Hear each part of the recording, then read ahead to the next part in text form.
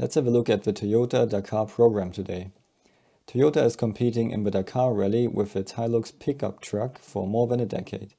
The South African team around Lynn Hall is very experienced and updated the truck every year significantly.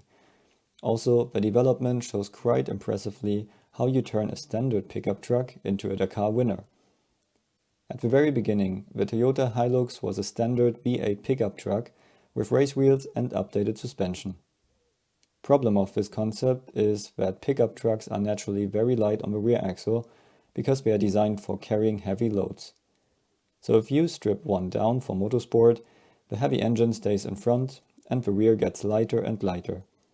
The balance of the car shifts more and more to the front. Especially in off-road racing, that's a disadvantage because you want a well-balanced car for jumps.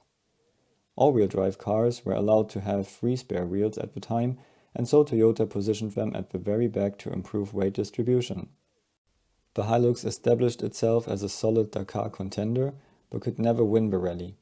So the team did whatever is allowed to improve the car. And the rules in the Dakar Rally are pretty open. So for the 2018 season, they designed the internally called IMA, Independent Mid-Engined All-Wheel Drive. One of the problems of the previous traditional pickup truck layout was that the mass moment of inertia around the vertical axis was very high. Because the heavy components like engine and spare wheels were sitting at the far end of the car, the truck was not as responsive as other competitors. So the team redesigned the truck with a full tube frame and pushed the engine behind the front axle and below the cabin. It's not a real mid-engine layout as we know it from supercars, but it's a so-called front mid-engine concept. At the same time, the team packaged the spare wheels below the cabin and positioned the large production Hilux radiator in the back. With this concept, the car had a very good weight distribution, in fact 50-50, with 2 passengers and 150 liters of fuel. And also the inertia was a lot better than before. Toyota stick to that concept until today. But the regulations ask all all-wheel drive vehicles to use 32-inch wheels and rear-wheel drive buggies could use 37-inch. At the same time, buggies were allowed to be much lighter than all-wheel drive trucks. The result was that Toyota always had disadvantages because of much more tire failures compared to their competitors. At the same speed, a smaller tire is rotating faster, deforming more and more often. Especially if you want to absorb the energy put into them while jumping and driving over obstacles. The result is that the stress for the smaller tires is much higher and they simply cannot take the stress they experience during the Dakar. Now, Audi decided to compete in the Dakar 2022 with a completely new drivetrain concept and rulemakers allowed some exceptions for Audi.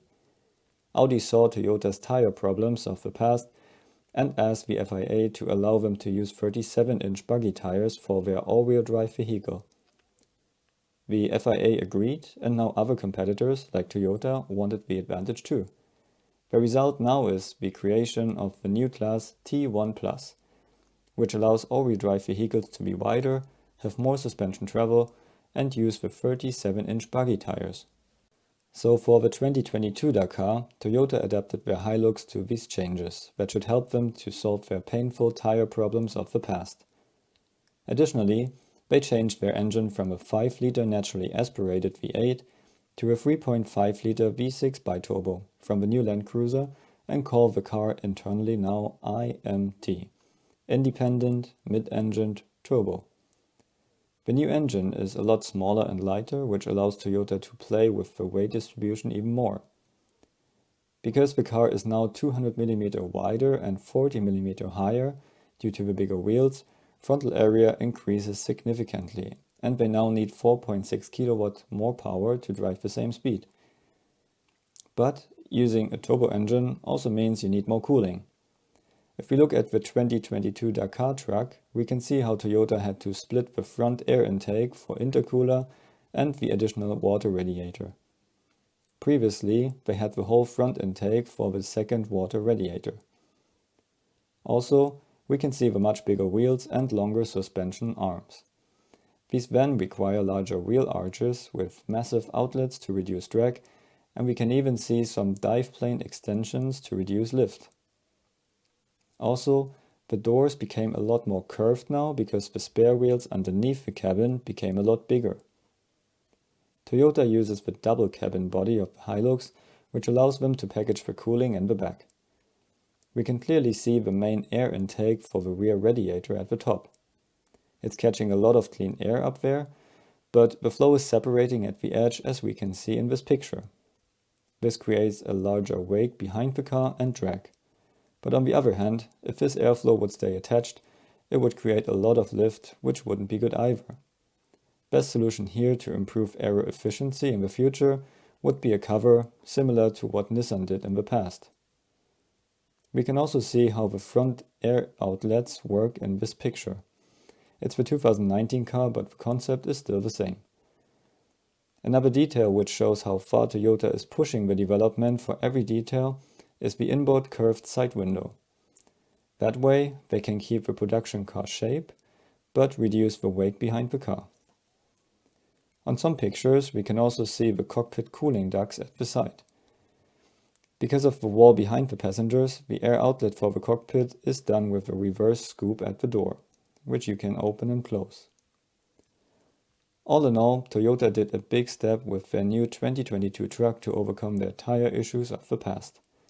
Together with their massive experience of previous years, they are the main title contender of the 2022 Dakar. Additionally, the introduction of the T1 Plus category solved an old Dakar problem and made it a lot more attractive for fans and manufacturers.